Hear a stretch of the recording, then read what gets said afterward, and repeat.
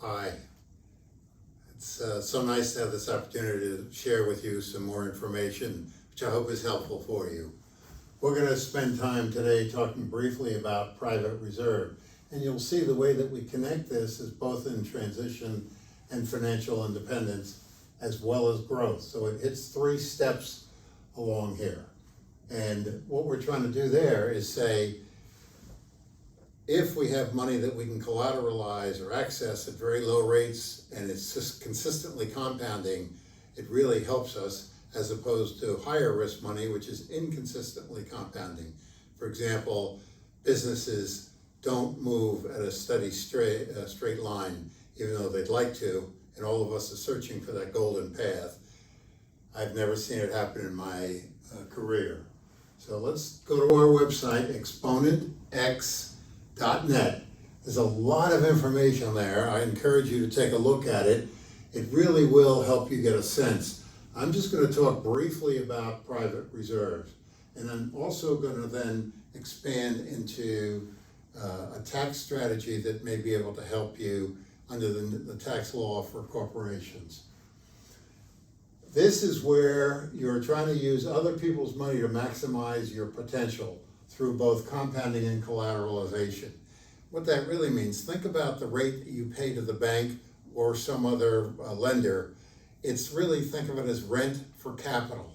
That's what you're doing. And if you have a way to say, I can pledge this much money on the deal, and it's available for you to reach anytime that you want it, it makes it more attractive because banks and lenders want you to have skin in the game. They're not going to loan you 100% on anything. It works very well for profitable companies. What you're really doing is building your own line of credit. So there's this PPP payroll protection plan that's out there that is going on right now. It is very painful bureaucratically and very slow. Imagine that you could self-fund your payroll protection plan to keep your good people going and then go through this other agonizing process to pull that money and replace it later on, for example. It's also excellent for major purchases, whether it be vehicles, equipment, building.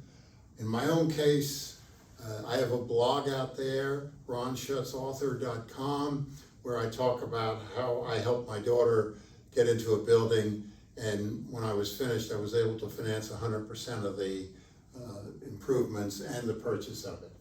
So it's very, very powerful strategy because you get benefits not only for today, but also for tomorrow, and then later on in retirement, particularly if you think taxes are going to be higher in the future. And I think with the recent bailouts and all the other things that have gone on with the government reacting to COVID-19, you're going to see taxes be higher in the future because they're spending money for taxes they've yet to collect. So let's move on to the next section. This is coupled with the retention package and the a profit picture package and the private reserve strategy. So this is a piece where basically if you do it properly, you can help the government help you pay for some of this.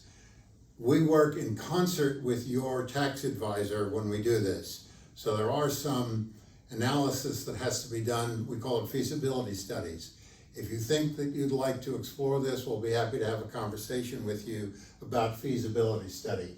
But what it does is it says, essentially, you might be able to pick up as much as 20% of your retained earnings in reduced taxes today.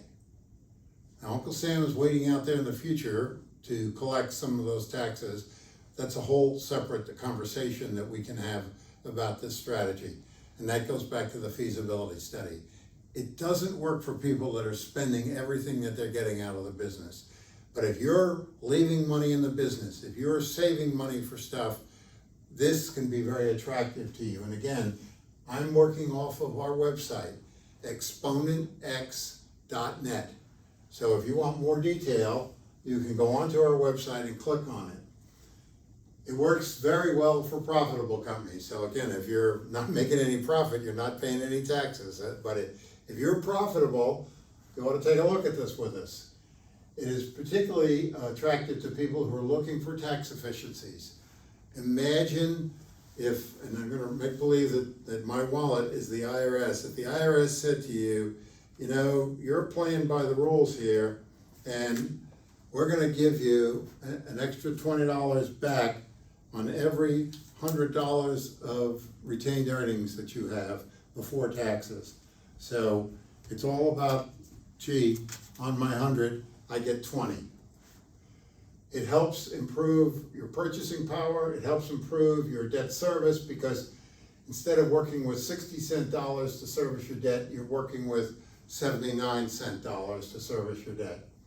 It also is very efficient in funding retention plans. There are some asset protection components that can be done with it, and it's very efficient for both qualified plans are your 401k, the ones that the Department of Labor and the IRS says thou shalt follow this narrow lane, this special lane that you've got to follow.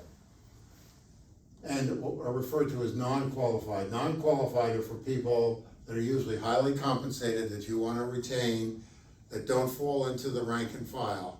So we have found coupling this strategy with private reserve strategy and retention make a wonderful package to glue people that you want to have to you and incentivize them.